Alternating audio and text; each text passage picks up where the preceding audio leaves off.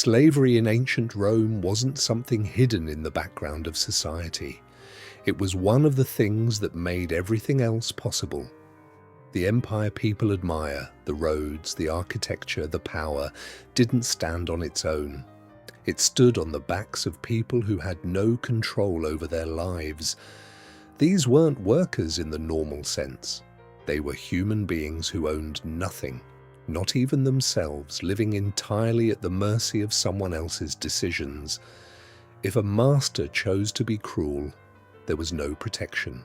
If a master chose to be violent, there were no consequences. And yet, this wasn't seen as shocking.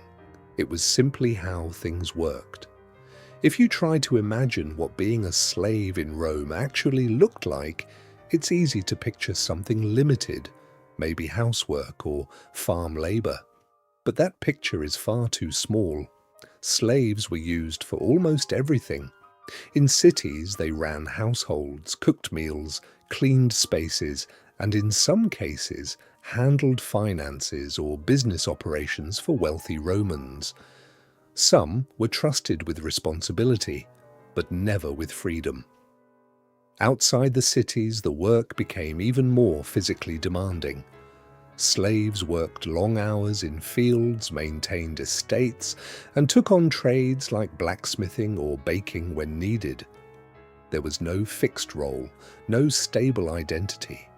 Your purpose could change overnight, depending on what your master required, and there was nothing you could do about it.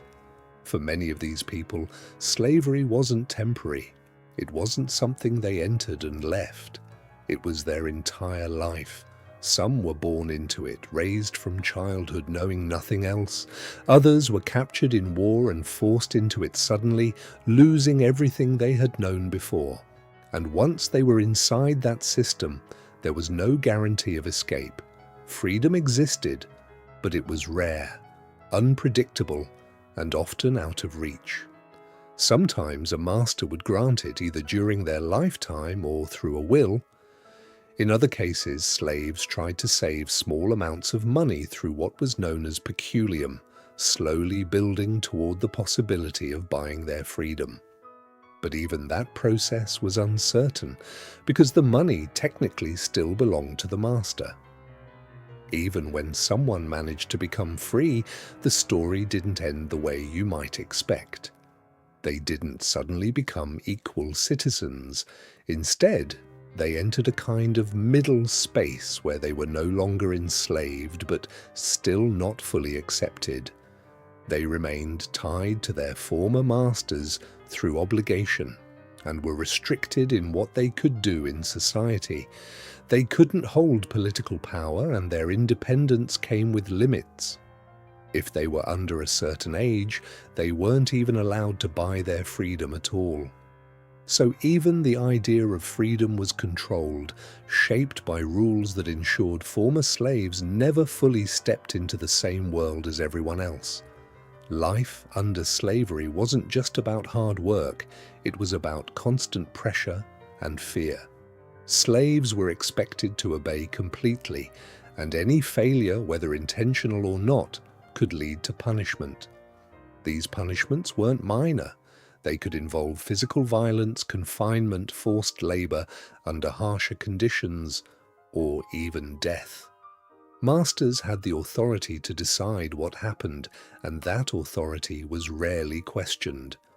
If a slave attempted to run away, the punishment went beyond pain. They could be branded, permanently marked, so that everyone would know what they were if they were ever caught again. Even basic survival reflected their position in society. Food was limited and practical, usually centered around bread made from wheat. Some slaves had to prepare it themselves, while others received it directly if they were unable to do so. During intense labor, they might receive slightly more, such as additional flour or wine, but this wasn't generosity. It was simply enough to keep them working. Their diets could include olives or gathered foods, and sometimes they relied on leftovers from their masters. Nothing about it suggested comfort, only survival.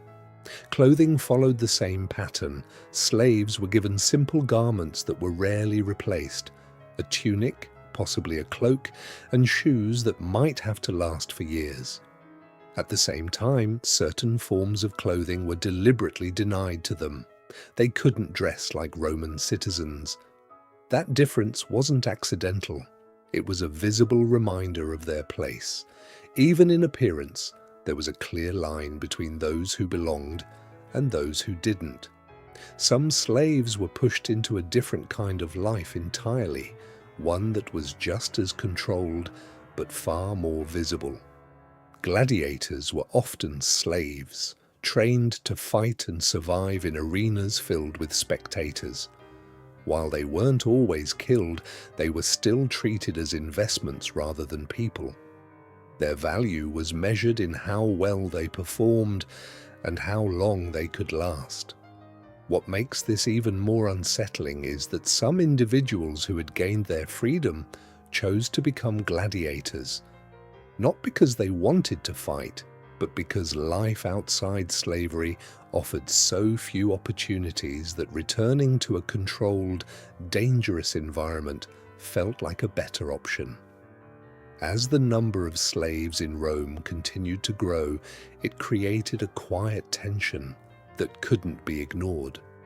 There were so many enslaved people that the Roman authorities once considered giving them a distinct uniform to separate them clearly from free citizens. But they abandoned the idea, not out of kindness, but out of fear. If slaves realized how many of them there were, it could change how they saw themselves and what they believed was possible. That fear wasn't unfounded. Over time, resistance began to take shape. Small uprisings happened, and eventually, one of the most significant revolts in Roman history emerged. Spartacus, a slave trained as a gladiator, led a rebellion that grew far beyond what Rome expected. Thousands joined him, forming a force large enough to challenge the Roman military itself. For a time, they succeeded in winning battles, something that should not have been possible against such a powerful empire. Although the rebellion was eventually crushed and Spartacus was killed, the impact remained. It showed that the system Rome depended on was not as stable as it appeared. Another uncomfortable reality is that Roman slavery was not based on race, it was based on circumstance.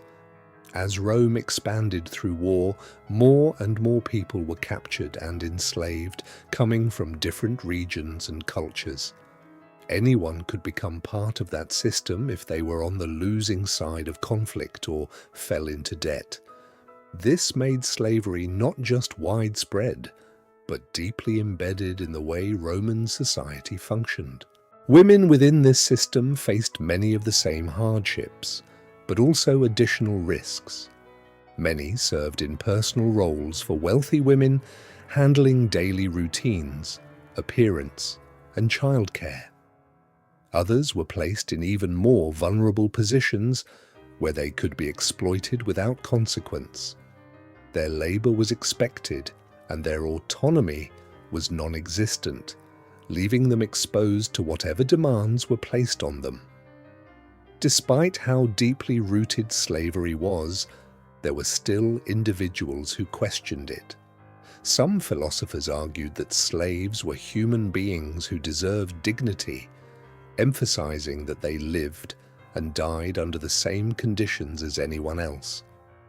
Former slaves who had experienced the system firsthand also spoke about fairness and treatment, but these ideas remained limited in their impact because the structure of Roman society depended too heavily on slavery to change easily. In the end, slavery was not just a feature of Rome, it was one of its foundations.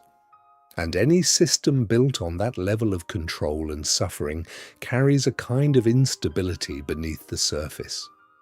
Rome is often remembered for its achievements, but those achievements were made possible by a system that denied millions of people their freedom.